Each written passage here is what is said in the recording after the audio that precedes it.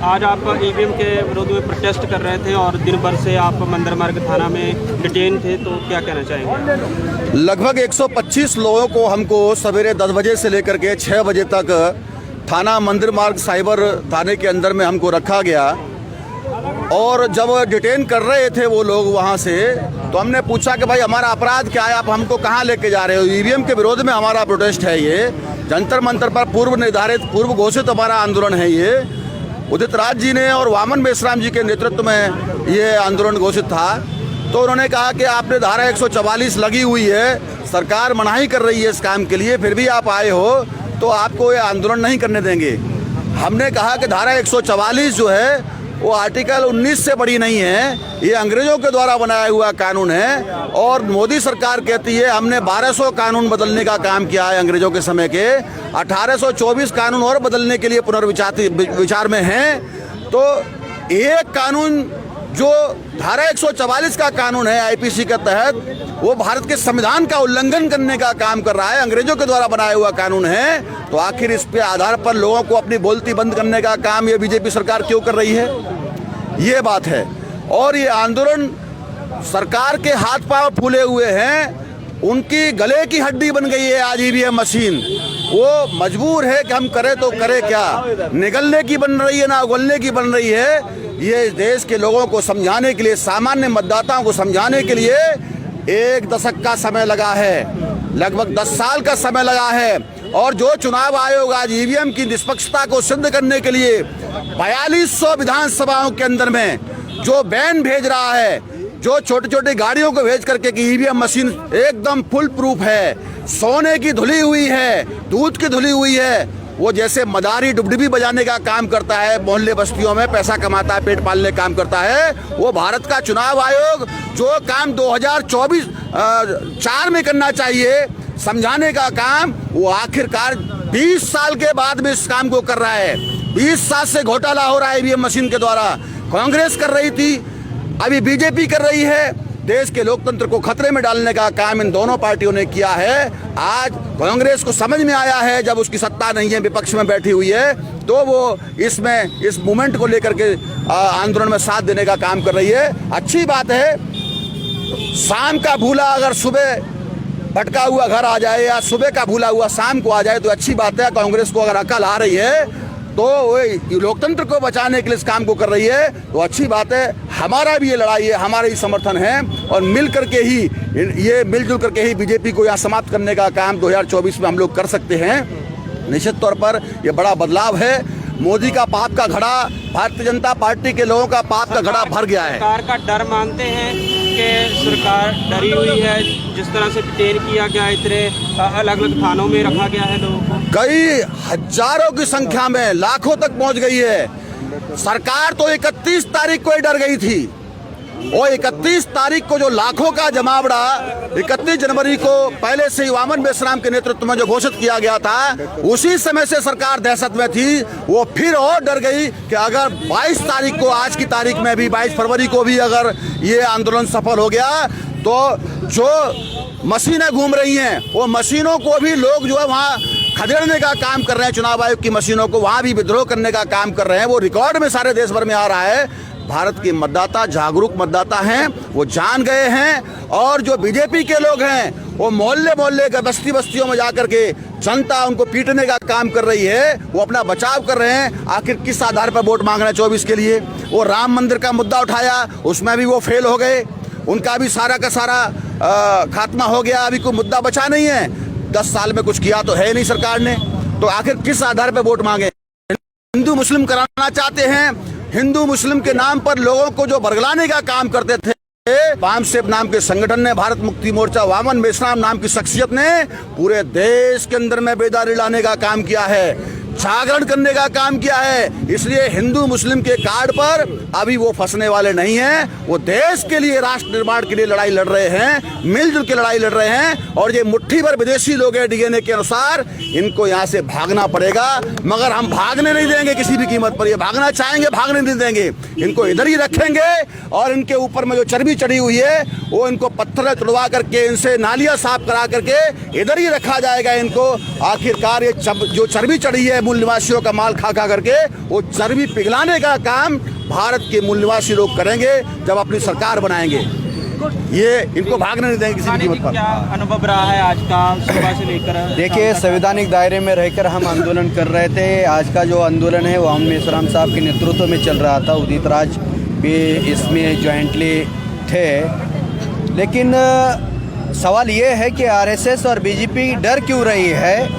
इसलिए डर रही है कि उनका भांडाफोड़ होने वाला है, क्योंकि चुनाव आयोग जो है उनके कंट्रोल में काम कर रहा है। उनकी औकात पता चली है कि ईवीएम मशीन के माध्यम से वो चुनाव जीत नहीं सकते।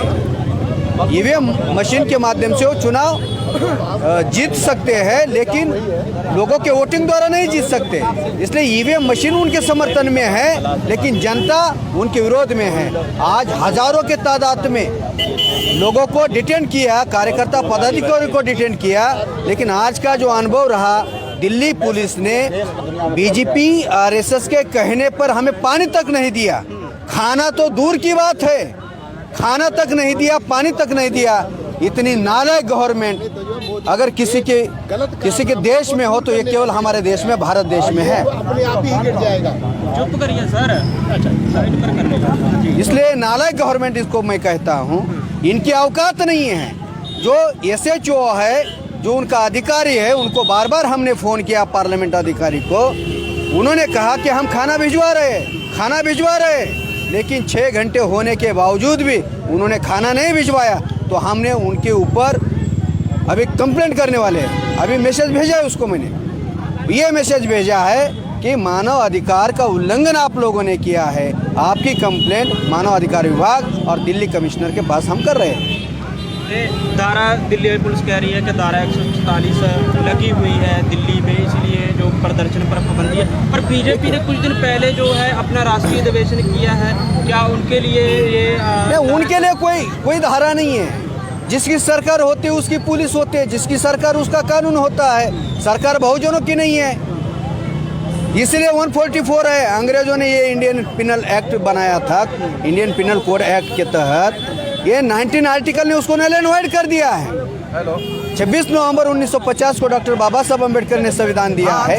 19 आर्टिकल लागू है। तो 19 आर्टिकल का वायलेंस किया उन लोगों ने, उसके विरोध में भी हम कोर्ट में जाने एक तरफ किसानों का नाम लेकर यहाँ दिल्ली को बंद किया हुआ है, और एक तरफ किसानों को बॉर्डर पर दमन कर रहे हैं, और दूसरी तरफ आज जो इतना जो काफ़ी समय से मांग उठ रही है ईवीएम के खिलाफ, तो कैसे देखते हैं? नरेंद्र मोदी हिटलर के प्लानिंग पर काम कर रहा है। हिटलर ने भी किसानों को दबाया था, श्रमिकों को दबाया था, छात्रों को दबाया था, महिलाओं को दबाया था, मजदूरों को दबाया था। तो मोदी जो है एससी को दबा रहा है, शेड्यूल ट्राइब को दबा रहा है, घुमंतु जनजाति को दबा रहा है, पिछड़ों की जातियां दर गिनती नहीं कर रहा है, उनको दबा रहा है, किसानों को दबा रहा है, युवाओं को दबा रहा है। कितने दिन तक दबाएगा? वामन मेश्राम साहब ने हम केडर कार्यकर्ताओं के अंदर स्प्रिंग जैसी लीडरशिप डेवलप की है। जितना वो दबाएंगे उस तेजी से उभर कर आएंगे। प्रोटेस्ट को सफल मानते हैं क्या? प्रोटेस्ट आपका सफल हुआ? क्या प्रोटेस्ट को सफल मानते हैं? सफल हो गया।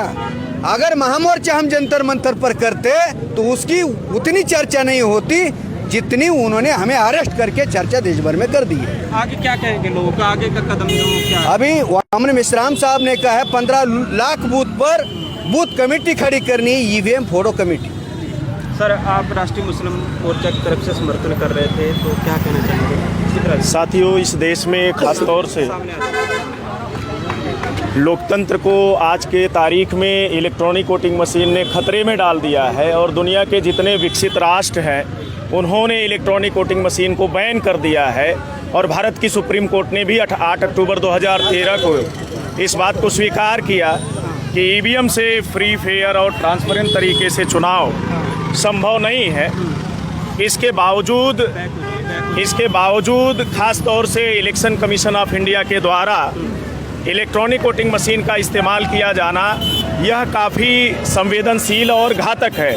24 अप्रैल 2017 को बामसेप के राष्ट्रीय अध्यक्ष वामन मेश्राम साहब ने केस भी जीता बीबीपीएटी मशीन लगने के लिए, और वो पर्चियां निकल रही है, लेकिन उसकी काउंटिंग ना हो इसके लिए 56C 56D 49M कानून बनाकर रोका। और कांग्रेस का सीनियर लॉयर अभिषेक मनु संघवी ने पिटीशन फाइल करके उसे रोकने का काम किया। तो ये मनुवादी लोग इस देश में लोकतंत्र के दुश्मन हैं, और आज वो लोकतंत्र की जड़ों को कमजोर करने के लिए, क्योंकि वो संख्या में कम है, तो संख्या में कम होने की वजह से लोकतंत्र का सिद्धांत है जिसके अकाउंट में नंबर सापोर्ट होंगे वो रूलर होगा, हुक्मरान होगा। तो ये मनुवादी लोगों की संख्या ही 3.5% है। ये अपने संख्या के बुनियाद पे कभी भी डेमोक्रेटिकल कंट्री में हुक्मरान नहीं हो सकते। अगर बार बार हुक्मरान बन रहे हैं तो उसकी जड़ में इलेक्ट्रॉनिक वोटिंग मशीन है। और आज इलेक्ट्रॉनिक वोटिंग मशीन ने वोट के अधिकार को खत्म करने का काम किया, प्रभाव शून्य करने का काम किया। तो आज ईवीएम वोट के अधिकार पे नहीं चोट कर रही है, इस देश में जो नागरिक हैं उनके वोट के अधिकार पे नहीं चोट कर रही है, बल्कि भारतीय संविधान पे इलेक्ट्रॉनिक वोटिंग मशीन के जरिए ये लगातार चोट कर रहे हैं। और भारतीय संविधान के अंदर जो इस देश के ओबीसी SC ST माइनॉरिटी को अधिकार है, उन अधिकारों को खत्म करने का काम कर रहे हैं। इसलिए देश भर में आज ईवीएम के घोटाले से चुनी हुई सरकार इस देश के मुसलमानों पे, सिखों पे, आदिवासियों पे और पिछड़ी जातियों पर, अनुसूचित जातियों पर और महिलाओं पर बड़े पैमाने पर अन्याय अत्याचार कर रही है, क्योंकि ये इलेक्ट्रॉनिक वोटिंग मशीन से चुने हुए लोग हैं। और इलेक्ट्रॉनिक वोटिंग मशीन संवेदनहीन मशीन है, और संवेदनहीन मशीनों से पैदा हुए प्रधानमंत्री, मुख्यमंत्री और विधायक और सांसदों से हम उम्मीद नहीं कर सकते कि वो देश के नागरिकों के प्रति और उनके अधिकारों के प्रति और उन पर हो रहे अन्याय अत्याचार के प्रति संवेदनहीन होंगे। तो ये बातें साबित करती है कि आज उनके अंदर संवेदना नहीं है। इसलिए साथियों, हम राष्ट्रीय मुस्लिम मोर्चा के जरिए आज पूरे राष्ट्रीय स्तर पे मुसलमानों का एक विशाल जनसमूह इस प्रोटेस्ट में ईवीएम के खिलाफ जो आंदोलन है, भारत मुक्ति मोर्चा के राष्ट्रीय अध्यक्ष मान्यवर वाउन मेश्राम साहब का, उस आंदोलन का हम हिस्सा है। और पूरे देश भर के मुस्लिम साथियों को मैं अपील करना चाहता हूं, इस लोकतंत्र की बचाने की लड़ाई में, संविधान को बचाने की लड़ाई में मान्यवर वाउन मेश्राम साहब के साथ जुड़कर आज उन्हें संगठित होकर इस देश को बचाने की जरूरत है और इस देश के लोकतंत्र को बचाने की जरूरत है। साथियों, रहे हैं केवल डिटेन ही किया है, जहाँ कोई धारा वगैरह यहाँ हमें डिटेन किया गया है और डिटेन करने के बाद निजी मुचलके पे हमें छोड़ दिया गया है। कोई ऐसी धाराएं नहीं लगाई गई है, लेकिन इन्होंने डिटेन करके मुझे रखा और ख़ास तौर से सत्ता में बैठी हुई बीजेपी के द्वारा ये का आदेश देकर डिटेन किया गया, जिसकी वजह से 24 घंटे लगभग हमारे लोग अलग अलग हिस्सों से आते रहे, अलग अलग समय पे उन्हें पुलिस डिटेन करती रही। सुबह 10 बजे उन्होंने मुझे डिटेन किया। यहाँ एक बड़ी संख्या में लोग मंदिर मार्ग थाने में लोग आए, लेकिन उन्हें पानी तक की व्यवस्था नहीं की गई। हम ऐसा कह सकते हैं कि ये मानव अधिकारों का उल्लंघन है और हम संवेदनहीन मशीनों से चुने हुए ये सत्ता में बैठी हुई सरकार और प्रधानमंत्री से हम ये उम्मीद नहीं कर सकते, क्योंकि उनके अंदर संवेदना नाम की चीज़ नहीं है। अगर होती तो ऐसी परिस्थिति देश में निर्माण नहीं होती। साथ लगभग कितने लोग थे और उसमें बच्चे और महिलाएं, कोई संख्या बता सकते हैं? यहाँ एक बड़ी संख्या में, लगभग हजारों की संख्या में लोग एक टेम्परेरी अस्थायी तौर पे जो मंदिर मार्ग थाने में कैंपस है, कैंपस के अंदर डिटेन किया, क्योंकि सेल में, जो जेल की सेल है उसमें जगह नहीं थी कि इतनी मात्रा में लोगों को डिटेन कर पाए और रख पाए। तो उन्होंने ओपन हमें कस्टडी में लिया, जिसमें तकरीबन 150 की संख्या में महिलाएं और हजारों की संख्या में पुरुष शामिल थे आज के इस जो है प्रोटेस्ट में। आगे की कार्रवाई कैसे रहेगी और लोगों को क्या मैसेज देना चाहते हैं? आगे भारत मुक्ति मोर्चा के राष्ट्रीय अध्यक्ष जी ने जो निर्णय लिया है कि यह लड़ाई तब तक जारी रहेगी जब तक इस देश में ईवीएम को सरकार बैन नहीं करती, इलेक्शन कमीशन ऑफ इंडिया इसे बैन नहीं करता, तब तक ये लड़ाई जारी रहेगी। क्योंकि ईवीएम से फ्री, फेयर और ट्रांसपेरेंट तरीके से चुनाव नहीं होने वाला है, ऐसा सुप्रीम कोर्ट ने जब मान लिया है, तो ये लड़ाई जब तक बैलेट पेपर से चुनाव नहीं कराते ये लोग, तब तक जारी रहेगी। और लास्ट सवाल है, केवल मंदिर मार्ग थाने में रखा गया है या दिल्ली के और भी जो थाने हैं उनमें भी रखा? सुबह 10 बजे से जंतर मंतर पे लाखों की संख्या में देश भर से आया हुआ जनसैलाब था और प्रशासन के जो निजी वाहन थे वो कम पड़ गए। प्राइवेट वाहन स्कूल वैन्स और स्कूल बसेस को हायर किया और दिल्ली के अलग अलग सेंटर पे ही नहीं रखा, फरीदाबाद के बॉर्डर पे ले जाकर मैरिज हॉल में रखना पड़ा। इतना बड़ा जनसैलाब आज के इस प्रोटेस्ट में आया था, तो सिर्फ मंदिर मार्ग थाने में ही नहीं रखा गया, बल्कि दिल्ली के जंतर मंतर के आसपास के निकट थानों से बाहर ले जाकर संख्या को एकोमोडेट नहीं कर पा रहे थे, तो ये मैरिज लॉन्स में हमें अरेस्ट करने का काम किए। तो इतना बड़ा जन सैलाब, जनशक्ति आज मान्यवर वावन मेश्राम साहब के एक आह्वान पे जंतर मंतर पे ईवीएम के खिलाफ आज इकट्ठा हुआ। हम सैल्यूट करते हैं ऐसे नेतृत्व भारत मुक्ति मोर्चा के राष्ट्रीय अध्यक्ष वावन मेश्राम साहब को। क्या कहना है? सरकार को आज के इस प्रोटेस्ट के माध्यम से मैं चेतावनी देना चाहता हूं कि जल्द अगर इस पर कोई फैसला नहीं लेते तो जो 15 लाख बूथों पे संगठन बनाने का और संगठन बनाकर एक कमेटी बनाने का अगर बैलेट पेपर से इस्तेमाल करते हैं और बैलेट पेपर पे चुनाव प्रक्रिया लाते हैं तो हम 15 लाख बूथों को इस देश के मूल निवासी बहुजन को शासक बनाने के लिए इस्तेमाल करेंगे, और नहीं अगर मानेंगे तो 15 लाख बूथों पे हम ईवीएम फोड़ने के लिए उन बूथों का इस्तेमाल करेंगे। तो जब तक फोड़ेंगे नहीं तब तक छोड़ेंगे नहीं। वोट की चोरी ईवीएम से, वोट की चोरी ईवीएम से। ये भी कहना है कि आप बैलेट पेपर की मांग कर रहे हैं। पिछले कुछ समय पहले के चंडीगढ़ में मेयर का चुनाव हुआ तो बैलेट पेपर में धांधली हुई।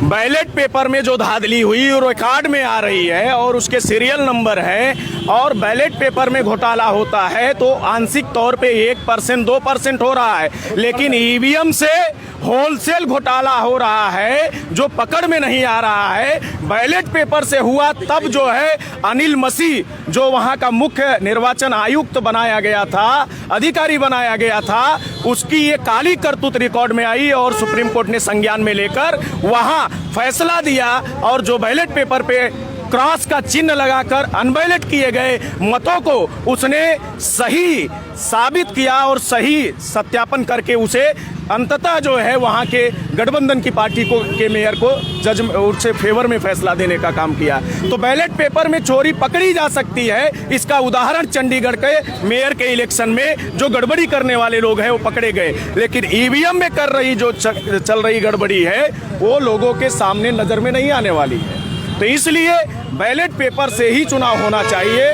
बैलेट पेपर में फिजिकल वेरिफिकेशन कर सकते हैं, लेकिन ईवीएम में फिजिकल वेरिफिकेशन का अभाव है। इसलिए हम डिमांड करते हैं कि बैलेट पेपर से ही इलेक्शन कमीशन ऑफ इंडिया निर्वाचन आयोग के सुप्रीम कोर्ट के दिए गए आदेशानुसार इस कार्रवाई को, इस आदेश को जल्द ही अमल में लाए।